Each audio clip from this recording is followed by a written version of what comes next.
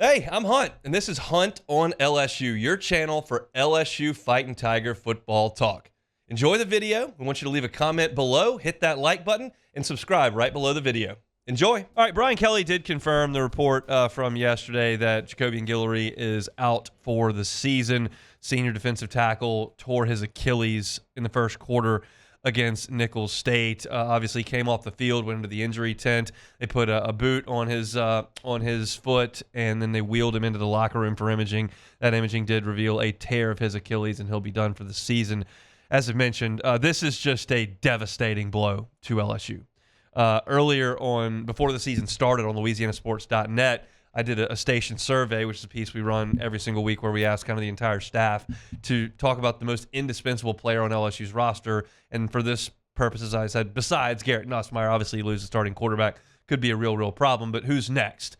And you saw a few different answers. Mason Taylor got an answer. Will Campbell got a couple. But Jacobian Guillory was mentioned multiple times. And the reason is you just don't have proven depth at that position. You just don't. And not that Jacobian Guillory is an all-conference level player, but he's been at LSU for 5 years. He's logged significant SEC minutes, and he's big, strong, and old. And he gave you a veteran presence there that at least had functioned in the SEC. Gio Paez is moving from defensive end into defensive tackle.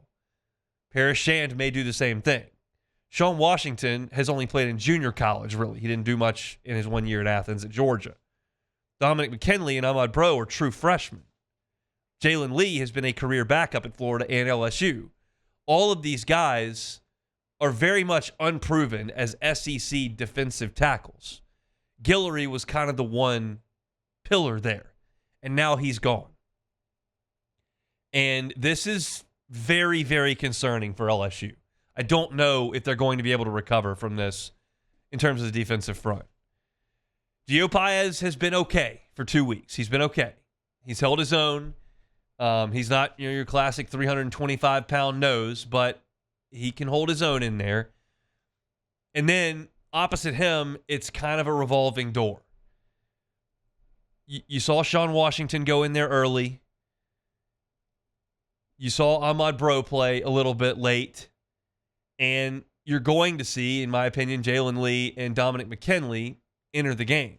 Now, JVR Suggs, his name I did not mention in there, and he played a little bit. But if you look at the guys that came into the game after Jacobian Guillory came out, and you look at their grades on Pro Football Focus, it's a little bit concerning. You got JVR Suggs, who graded out 57.9. That's a bit of a problem.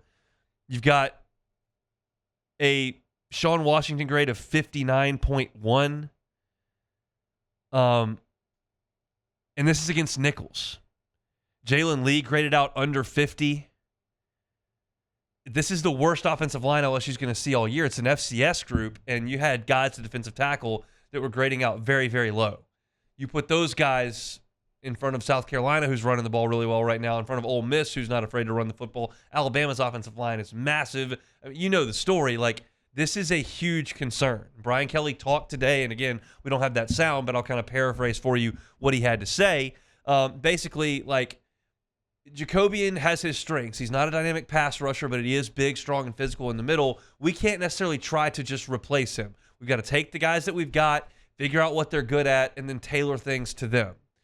I just don't know if you have another SEC quality defensive lineman. Like, I just don't. My assumption here, and this is a guess, is that Gio Paez will play one tackle, and you'll have a rotation opposite him that includes Sean Washington, Jalen Lee, and probably Paris Shand early. I think they'll probably move him in. He's only 275 pounds, but he's a fourth or fifth year dude. So those guys probably have to step up, and then we'll see how quickly they can get Dominic McKinley and Ahmad Bro ready to go. If you'll recall, entering the USC game, Brian Kelly was asked in a press conference, like, what freshman can you expect to play? And Ahmad Bro's name came up pretty quickly. So they felt he did something to earn his way to the field in fall camp getting ready for his first season here in college. But as I look at this, I see a real weakness in LSU's defensive front. And it feels like teams are going to be able to win the point of attack consistently. I would be thrilled to be proven wrong, but you look at the rushing stats, and Nichols was able to run for 150 yards. I realize that 67 of them came on one run, but this is an FCS opponent. And USC didn't really commit much to the run. They like to throw it around a lot about there, and they did. But late in the game, when they wanted to run it, they were able to. So I'm not sure how you fix this. It's not, you can't go sign a free agent like the NFL. You've got who you've got, and they attempted to go out and get some more defensive tackles that were proven, but elected not to spend the money, quite frankly. I mean, you heard Brian Kelly say we're not in the business of buying players. LSU decided not to go out and pursue a couple of those defensive tackles that have ended up elsewhere. And now you look up and you've lost your most consistent player there, and you've got a bunch of guys who don't have a lot of skins on the wall. In fact, close to none.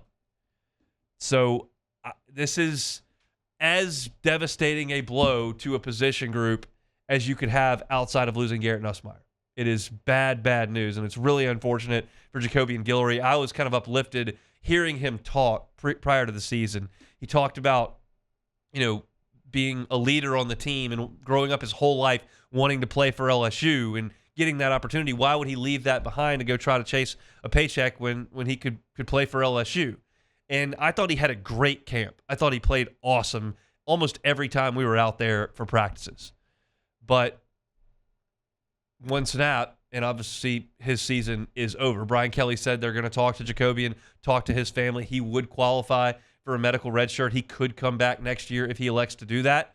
Kind of hearing what he had to say before the season, it would lend me to believe that there's a real good chance that he would come back for next year. But you never know. He's been in college for a long time. He does have a degree, and you're not getting any younger for an opportunity to maybe make some real money playing football in the National Football League if he could make a roster. But then again, I think LSU would welcome him back in open arms because they're going to have to overhaul that defensive tackle group once again in the offseason, because right now it just doesn't look like a championship caliber team. Y'all know the defensive tackles that have been on great LSU teams. You go back to Lavallee and Dorsey, Kyle Williams and Tyson Jackson, my guy Big Fave. Talk about Michael Brockers and Benny Logan on that 2011 team. Tyler Shelvin had a great year for the 2019 team. This LSU position group right now does not look like that, and that's not telling you anything you don't already know.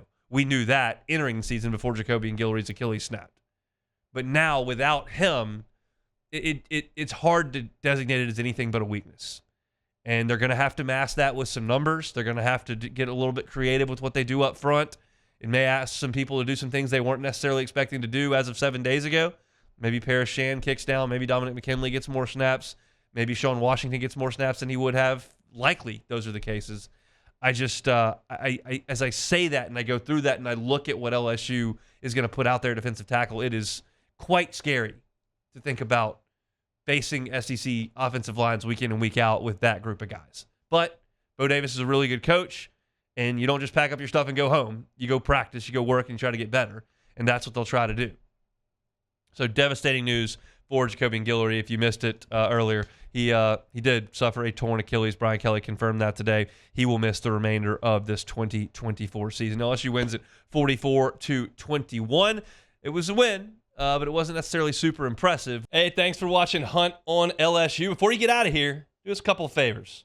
Hit that like button, leave your comments below, and subscribe to the channel for all your Fighting Tiger football talk. See you next time.